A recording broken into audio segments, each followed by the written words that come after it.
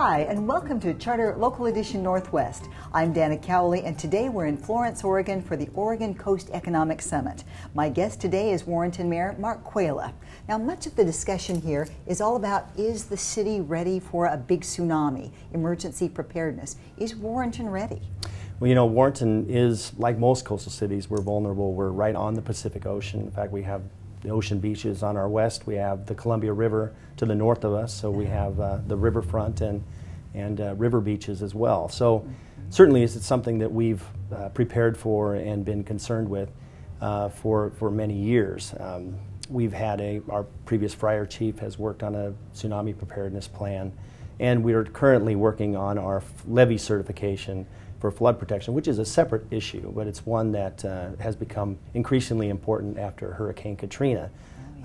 And through the National Flood Insurance Program, prior to Hurricane Katrina, it ran pretty much at a break even, where people paid their premiums and then claims that were filed kept the program going. But after Hurricane Katrina, the whole thing changed, and so a lot of the communities like us were told you have to get your levees certified, and you have to make improvements, but we don't know exactly what that standard is. And so unfortunately it became it became very, very difficult for a lot of cities like us to order to find out exactly what we needed to do to be most prepared, because we're concerned primarily about public safety, but we also are concerned about the economic impact that it can have to our community. Oh yes, I mean, people have to be able to afford these things. Absolutely, and certainly with the way that it's been implemented at this time, Federal Emergency Management Agency is saying that, you know, since you don't have a levee that's certified, you don't have a levee. It doesn't exist. Well, of course it does, and it was built by the Corps of Engineers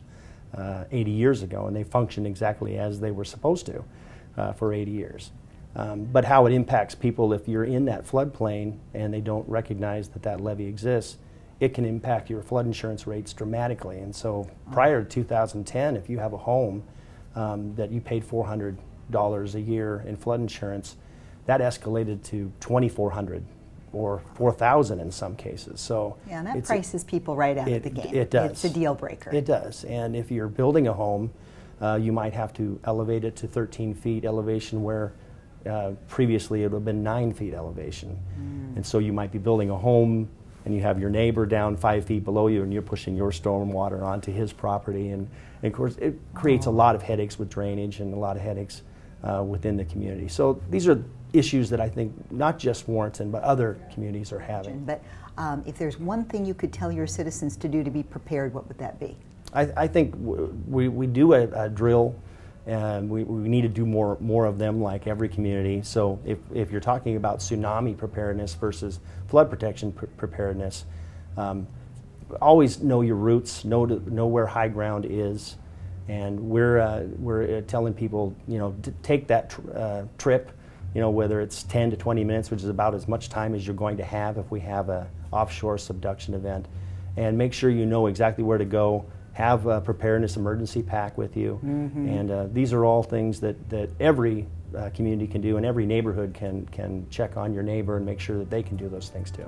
Good reminder, Mark. Thank you for joining us. Thank you very much. And thank you for watching. This is Charter Local Edition Northwest.